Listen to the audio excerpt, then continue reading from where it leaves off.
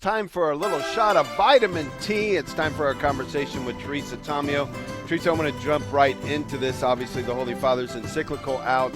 You've been talking about the results of extensive studies regarding mobile apps and all those things that are happening in the AI world, and showing some of the difficulties and some of the stress caused, particularly to our young people. What did you think about what the Holy Father covered in the encyclical?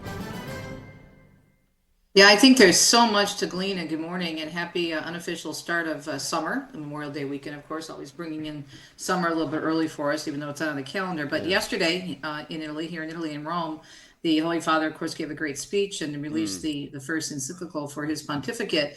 And as you mentioned, Dave, what caught my attention right away, the fact that Dr. Ray and I just did a whole show on this, practically a whole show on this last week in the first hour of the program, talking about everything he's seeing as a psychologist in terms of all the damage that's being done with social media, especially with young people and this whole issue of AI. And so I was particularly interested in that because my very first book that I wrote almost 20 years ago was based on the media. And EWTNnews.com has a summary of this topic of how he's addressing this according to Families and Education. I just want to read a little part of it. It says the Holy Father acknowledges that rapid technological transformations reveal just how unprepared we are on the educational level, warning that the pervasiveness of digital media fosters a culture of immediacy and a hyperstimulation, which gives rise to fatigue, boredom, and apathy concerning the effort required for seeking the truth. In the response, he emphasizes that education is a long journey requiring patience and therefore needs time for development and for engagement with reality beyond appearances.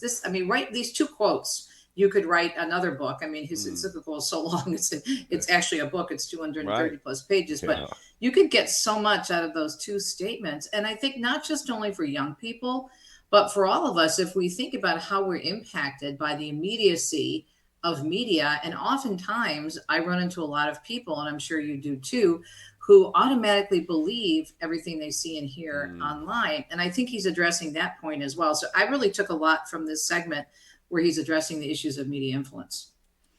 Yeah, I think there is so much there. And Teresa, I'm interested too in your take because he makes a kind of a point about saying, parents, it's so difficult for parents to take a stand on this, so they need help. And of course, we all need help. But do you kind of wish like me that parents had a little more chutzpah and were able to take stands Yeah. on this and support each other rather than it trying to always come down from on high like governments? That was a really important point. Yep. And it's so interesting you should mention that because Deacon Dom and I were at Pranzo or lunch on Sunday, and sitting next to us was this lovely family with this adorable little girl. She was about 10 or 11 years old. And this is how bad the situation has gotten, Pat, getting to your point. The mother had the daughter's book in between her and the daughter. And once the daughter was done eating, she asked her mom, "Can I go back reading?" She actually picked up a book. And Dominic and I noticed to the point where we complimented the parents. And we said, we just have to compliment you on, giving your daughter a book versus a phone. And they actually spoke English. And they said, well, trust me, it's really difficult.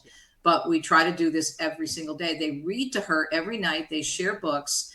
And I said, you know what? I said, keep it up. It's really important. And I know the challenge that my godson and his wife for our adorable grandnieces, the three girls, they love to read, but they have to constantly keep at it. And what they face from other parents is crazy. And so I think if more parents just stood up and were strong like that, I think we'd see a big difference. Yeah, because even just having a phone, right? The idea of I need a Right, smartphone when I'm in the fifth or sixth grade, right, right. there's that's a real issue. Yeah, opens them up to all kinds of Yeah. stuff. Yeah, Yeah, It's and crazy though, isn't it, when you think about the fact that we noticed some child, just alone, family, adorable family, sitting there, and she was reading. I mean, yeah, That's awesome. yeah, Yeah. yeah. That wow, you she had a noticed book. that. Yeah, well, Yeah, and you hope that one of the results of this encyclical with the clear language is that support groups are raised up for parents, that they might find the strength, the courage, the words to use, and sometimes you hate to say it, but you need that moral support around you as well. oh,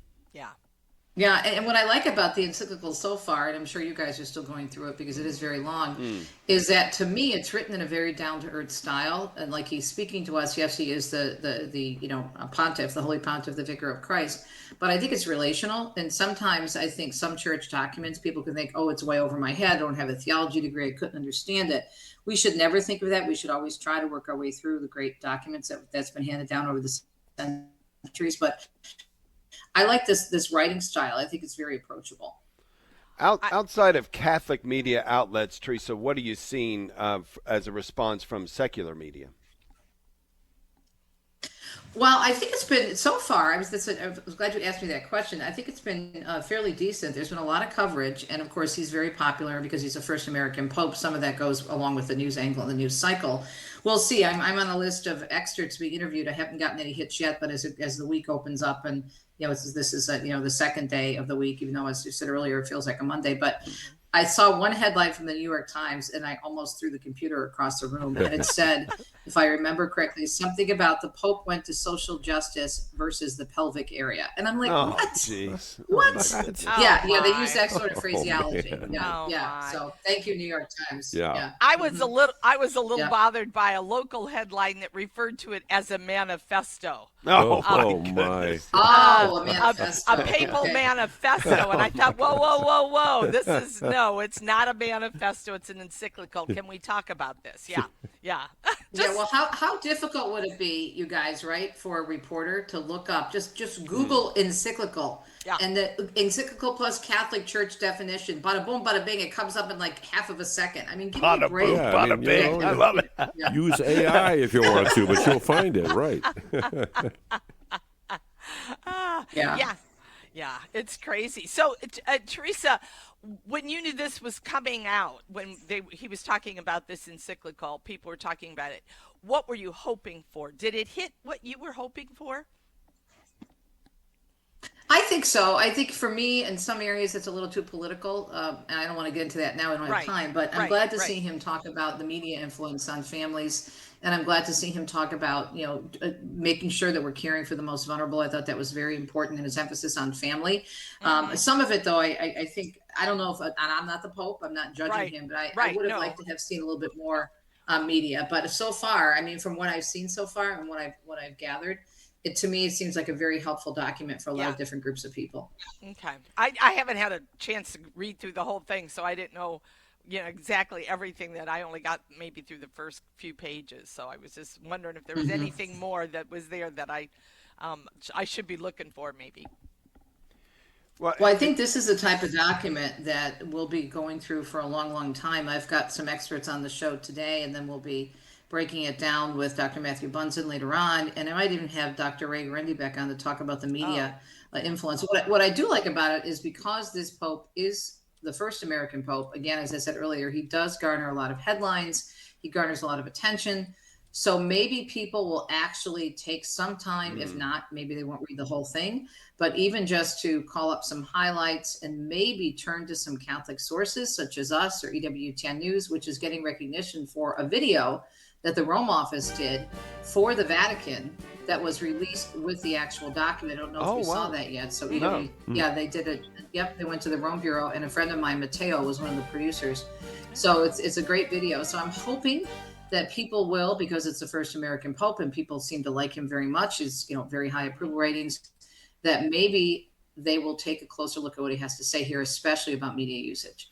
Oh, that's great. Love it. Teresa, thank you so much for being with us this morning. Thanks for doing this every week for us to kind of keep us up to date.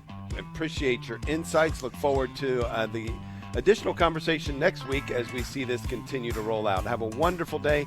God bless you, and thanks. Thanks, Same here. Teresa. Ciao from Italy.